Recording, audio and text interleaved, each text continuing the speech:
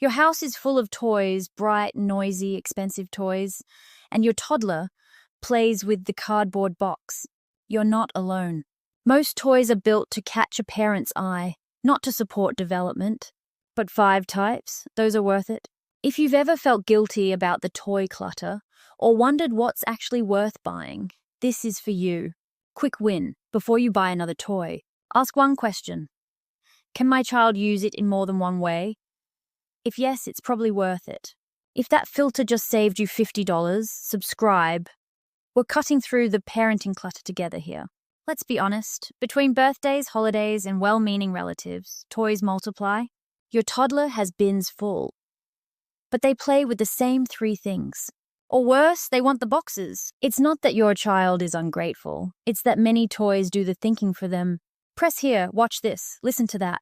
There's not much room for imagination, so your toddler gets bored in 30 seconds.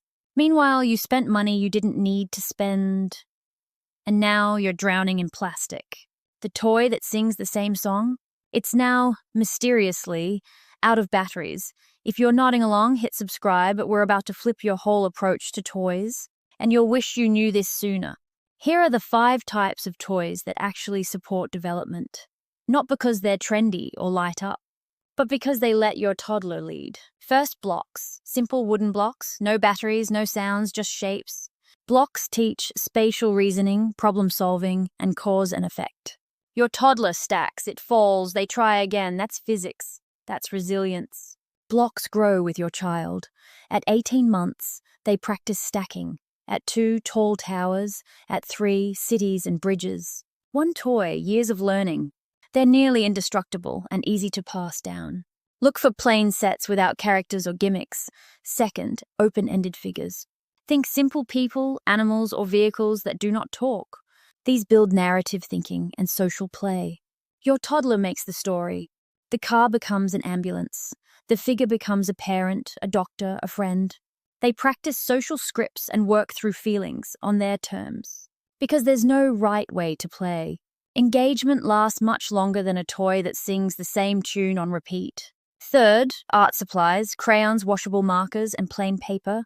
Yes, it can get messy, and yes, a rogue line may find your table.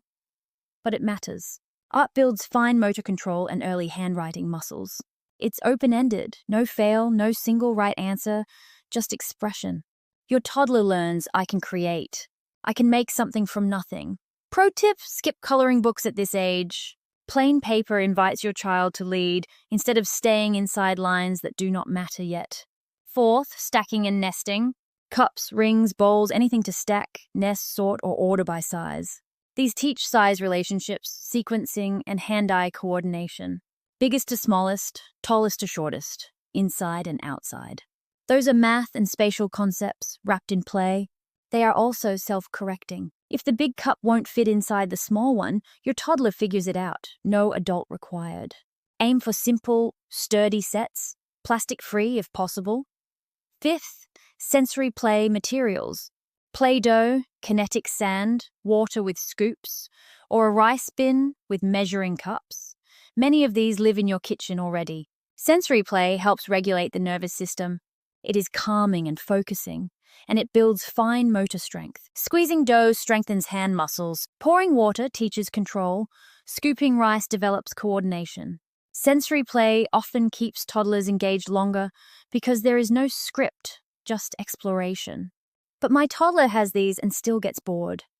Here's why that happens. Fewer toys often equals more play. With 30 options, toddlers are overwhelmed and flit from thing to thing. With 5 or 6 open-ended toys, they focus, create, and build skills. Try a rotation. Keep 5 toys out, store the rest, and swap them every 2 weeks. Suddenly, old toys feel new, and your toddler actually plays. You do not need to buy more to be a good parent. You do not need the latest trend. You need a few toys that let your child think, create, and explore. The best play is not about what the toy does, it is about what your child does with it. When you focus there, you stop buying clutter, you start building skills, and your toddler plays longer, deeper, and happier. Your list, blocks, open-ended figures, art supplies, stacking and nesting, sensory materials, 5 types, years of learning, much less clutter. Before your next purchase, ask, Can my child use this in more than one way? If yes, buy it. If no, skip it. You are not a bad parent for walking past the toy aisle. You are a smart one. Your child does not need more stuff. They need space to imagine. If this helped, share it with another parent drowning in toys. Disclaimer: our content is informational, not medical advice. If you're unsure, check in with a pediatric professional.